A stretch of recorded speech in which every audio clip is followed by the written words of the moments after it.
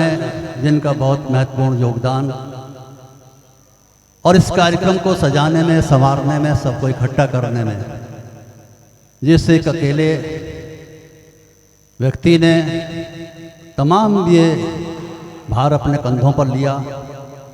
जब मेरे पास फ़ोन आया तो मैंने कहा, बहुत प्रशंसा की, मैंने कहा बहुत कम ऐसा होता है कि अपने माता पिता के निधि को जो संभाल कर रखते हैं, विरासत में तुम्हें कविता मिली है और वो संवेदनाएं तुम्हारे अंदर हैं, उस संवेदनाओं को संजोते हुए, समेटते हुए तुम पिता की इन कृतियों का प्रकाशन कराना चाहते हो। मेरा पूरा सहयोग इसमें है। मैं सबसे पहले चाहता हूँ कि दिव्यहंस दीपक इस पुस्तक के संबंध में जो उनके विचार हैं, जो तासुरात हैं, जो कठिनाइयाँ आई या जो सहजता उन्हें अनुभव हुई, वो आपके बीच रखें। और मैं ये भैया ये माइक इधर ही रख दो, आप वहाँ पीठ हो जाएगी ना उधर सब लोगों से, तो आप इधर ही रख दो, डाइस पर आकर ही लोग, हाँ ठीक है। तो मैं सबसे पहले दिव्यहंस दीपक को आमंत्रित करना चाहता हूँ। चाय के कप आपके हाथ में है, चाय वाला आपको कप दे गया है। मंच पर अभी चाय का इंतज़ार किया जा रहा है। चाय वाले को मैं कुछ नहीं कह सकता, पता नहीं कब देश का प्रधानमंत्री बन जाए वो, मैं इतना रिस्क नहीं लूँगा। आइए दिव्यहंस दीपक की ओर मुड़ते हैं और जानते हैं इस पुस्तक के प्रकाशन में उनके विचार। एक बार जोरदार ताली बजाकर उनका स्वागत कीजिए। बहुत बहुत धन्यवाद बड़े भाई डॉक्टर आलोक बेजान जी का। जहाँ तक पुस्तक का संबंध है, आज ये मेरे लिए बड़ा भावुक पल है।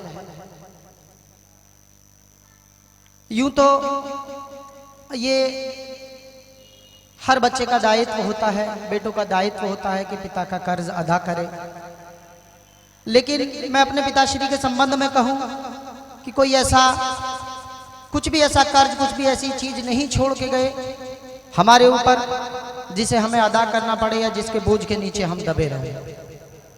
बदले में बस सुख, समृद्धि और अपना आशीर्वाद हमारे ऊपर छोड़ कर गए। बहुत सोचा क्या किया जाए।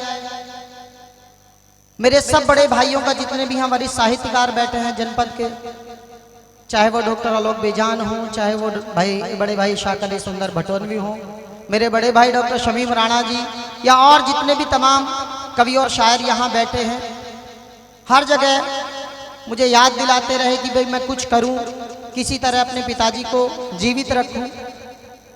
तो मैंने प्रयास किया कि मेरे पिताश्री हमारे बीच आज भी जीवित रहे।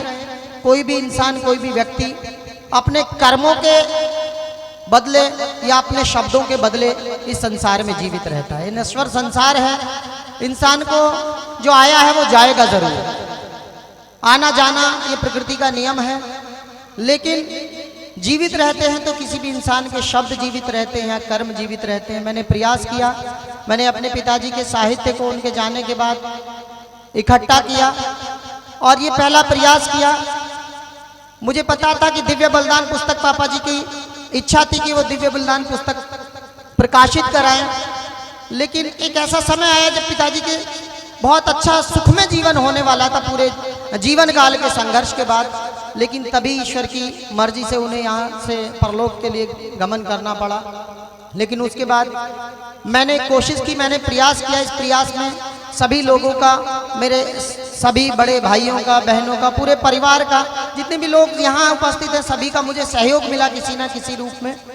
उसके फलस्वरूप, उसके परिणाम स्वरूप ये पुस्तक का विमोचन आज यहाँ है। ये पुस्तक स्वर्गीय इंदिरा गांधी, जो भारत की प्रथम महिला प्रधानमंत्री रही हैं, उनके व्यक्तित्व और कृतित्व को लेकर है। उनके पूरे जीवन को, राजनीतिक जीवन को, उनके जन्म से लेकर मरण तक की सारी कहानी को बयान करेगी।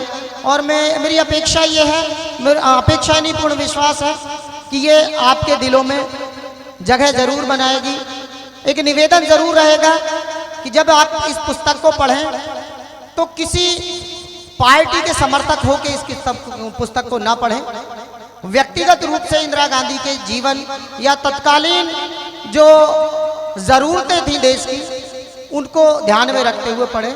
मुझे पूरा विश्वास है पुस्तक आपके दिलों तक ज़रूर पहुंचेगी। इसका प्यार और दुलार मुझे मिलेगा, साथ ही कहीं ना कहीं यदि ये पुस्तक, इस पुस्तक का जो प्रकाशन सफल हुआ तो मेरे पिताश्री जो कहीं ना कहीं उनका आशीर्वाद के फलस्वरूप ही आज यहाँ आप सब लोग और हम सब लोग एकत्रित हुए हैं, उनकी आत्मा को भी शांति मिलेगी।